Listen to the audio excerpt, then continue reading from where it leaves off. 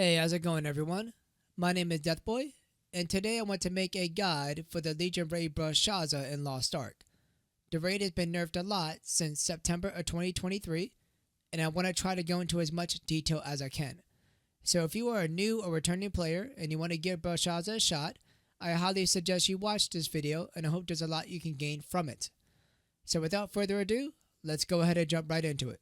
Brelshaza Normal Mode can be entered at the following item levels: 1490 for Gate 1 and 2, 1500 for Gate 3, and 1520 for Gate 4. This will be a 3-part video series, with this video covering Gate 2.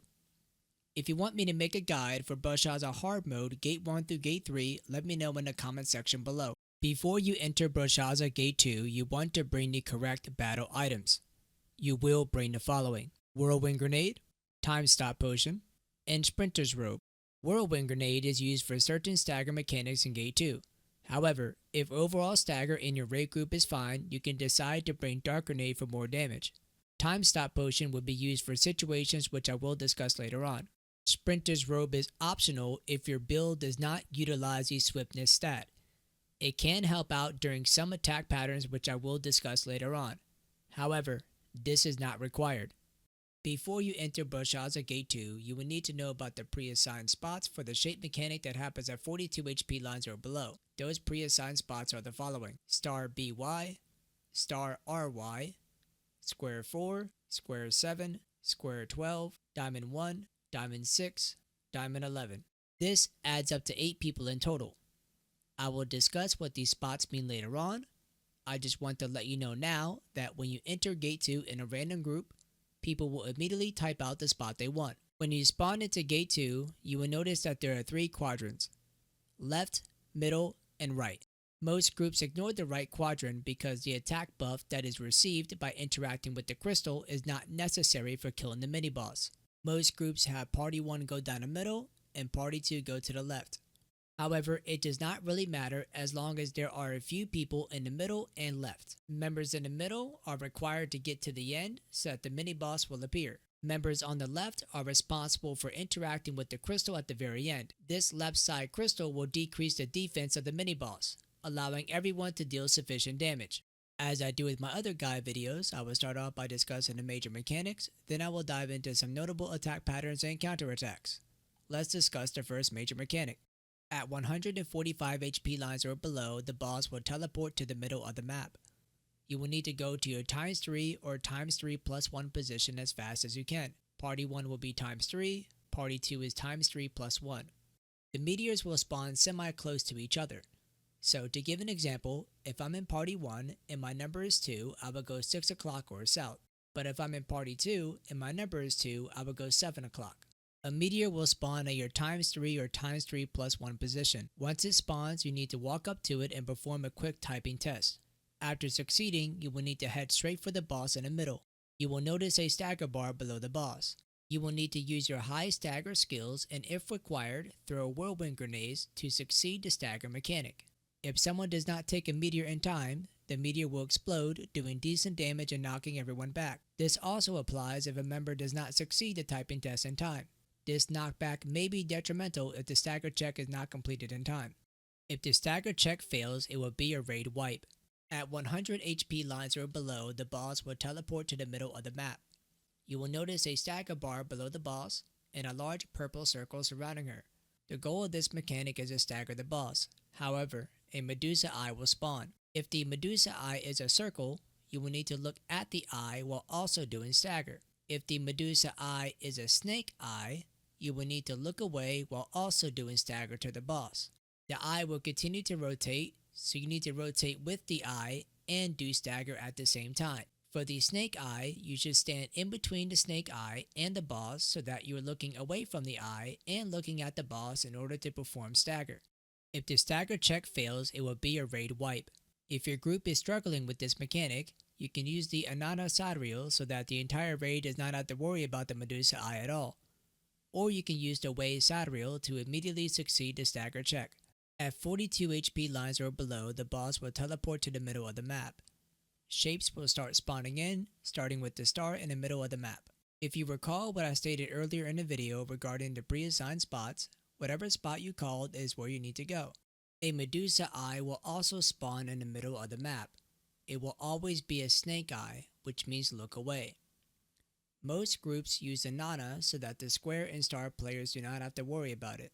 As of September 2023, this mechanic has been heavily nerfed. You only need to kill one star if you called star, or two square if you called square, or two diamond if you called diamond. To give an example, if you called square 7, you will need to go to 7 o'clock and kill the two squares in that area. After the stars spawn in, the squares will spawn shortly after, and will spawn a little bit away from the stars. A bit after squares have spawned, the diamonds will then spawn on the outer edge of the map. So to recap, stars spawn in the middle first, then square a bit outwards from the star, and then diamonds will spawn last at the edge of the map. Starting from greatest to least in terms of health, the stars will have the most health, then square, then diamond.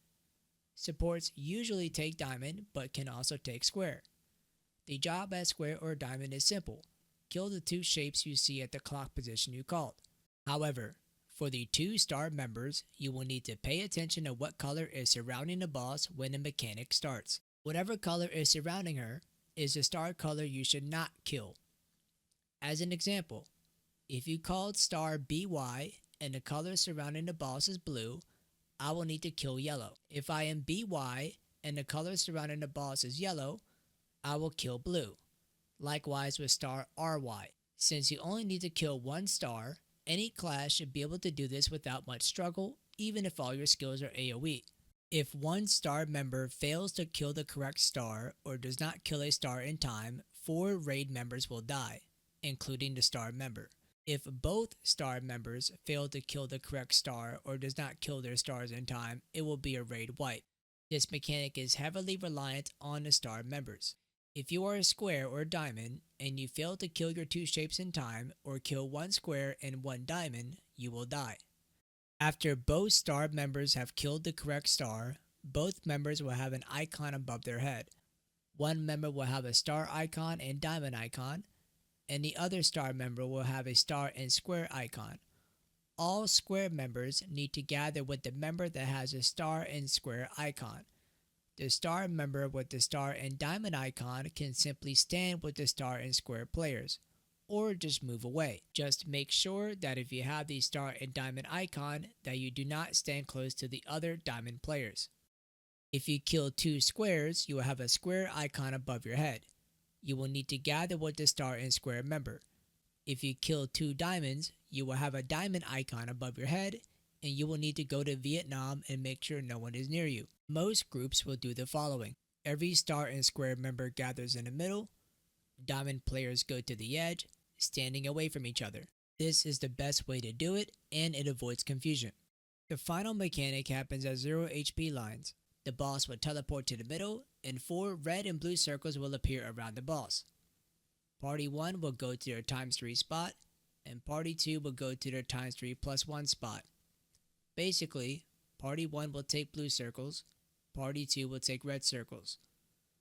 After standing in this circle for a few moments, the circle will disappear, and you will get a spear or a scythe icon above your head. Spear will be red, and scythe will be blue. Larger blue and red circles will appear on the ground. Blue players will go to the blue circle, and red players will go to the red circle. Only one player needs to stand in the correct circle. More than one player standing in the correct circle does not matter. The goal of this mechanic is for 6 circles to be collected. If this is done correctly, Gate 2 will finish. Here is a nice tip for this mechanic.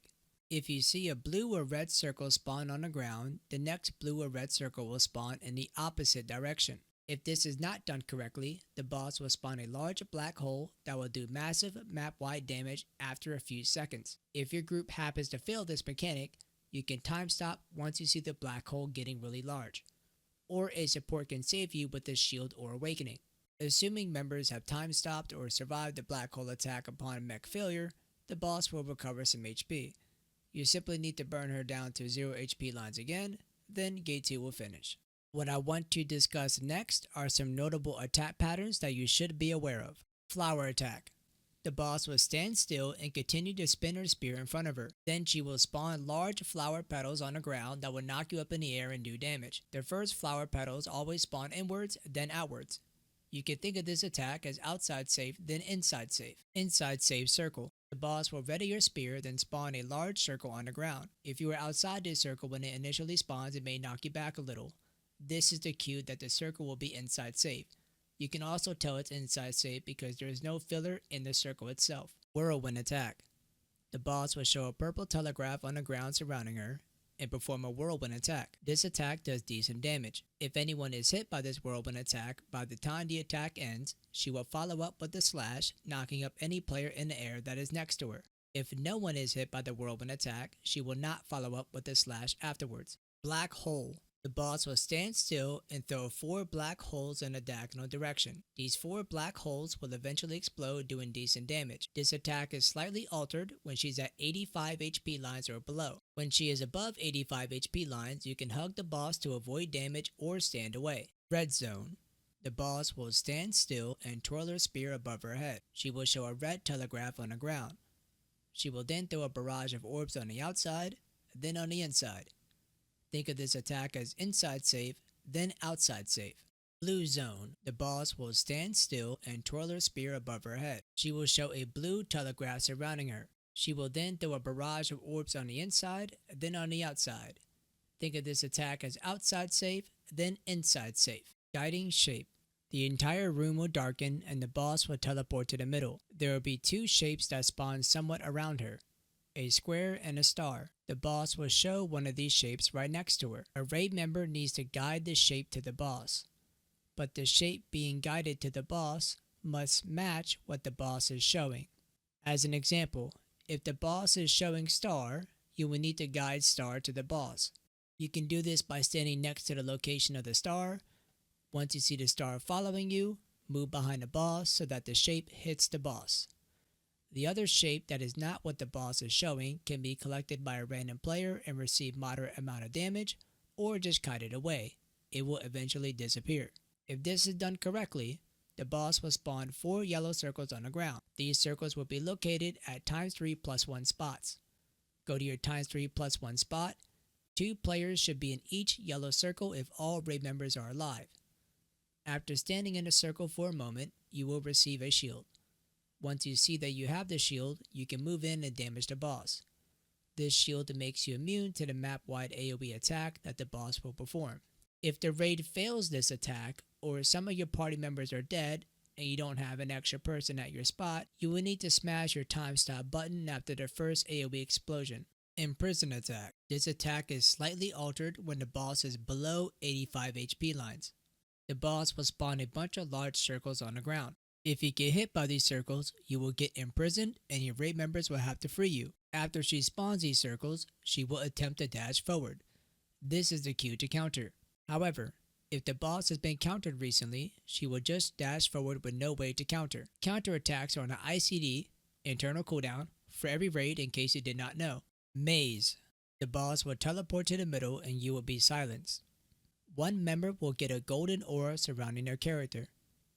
This member needs to look at the minimap and see where the golden icon is. This is where the golden member will go. Everyone else can follow that person and go to that spot, or search for any spot on the edge.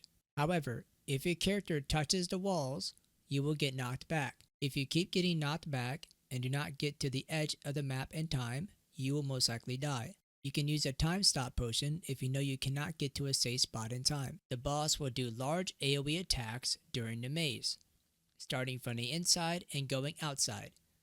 You can also use a sprinter's robe to help with this attack, as it will increase your movement speed. If the golden member does not get to their spot in time, or does not go to the golden spot on the minimap at all, every raid member will be charmed for a few seconds. For gun lancers, shadow hunters, and scouters, if you use your identity or transformation, you can freely walk through the walls and get to the safe spot with ease. 5-stack counter. After every 5 attacks that the boss performs, the next attack will always be a counter attack. You can tell when she will do this by looking at the buff below her HP bar. It looks like a red sword icon. The only exception to this is if she was countered recently. Remember what I stated earlier about counter ICD. Stabbing Spear Counter. The boss will only perform this counter after 5 stacks. She will teleport behind a random player and a bunch of clones will start stabbing spears in her surrounding area. Shortly after, she will glow blue. This is the cue to counter. Purple Line Counter. This boss will only perform this counter after 5 stacks. She will teleport behind a random player with a bunch of purple lines on the ground. Stand in between these lines to be safe or just stand behind her. After a few moments, she will change where the purple lines appear and behind her will no longer be safe. She will then teleport once again behind a random player. Once she glows blue, this is the cue to counter. Hashtag Counter. This boss will only perform this counter after 5 stacks. She will vanish and purple lines will appear on the ground that look like a hashtag. Simply stand outside these purple lines or in the middle. She will then teleport behind a random player and a bunch of purple lines will be seen on the ground. Stand in between these lines to be safe. Her back is always safe during this attack. Once she glows blue, this is the cue to counter. Slashing Counter. This boss will only perform this counter after 5 stacks. She will teleport behind a random player and start slashing forward, with a few clones slashing to her side and 1 clone slashing to her back. Once she is done slashing forward, she will dash back, then attempt to dash forward. This is the cue to counter. And that will be it for Brelshaza Gate 2.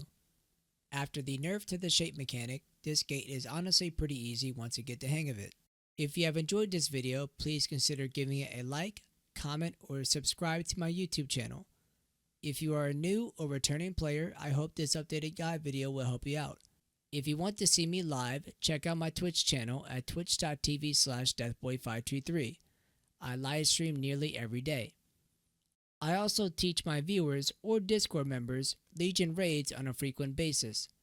If you want me to personally teach you any raid in the game, you can join my Discord or tune in while I'm streaming and let me know. I will leave a link to my Twitch channel and Discord server in the description of this video. I will also leave a link to the Mobalytics Gate 2 guide in the description of this video. It is slightly outdated regarding the shape mechanic, but everything else is up to date, and it includes more normal attack patterns that I did not cover in this video. With all that being said, I hope you have a wonderful time raiding. Peace.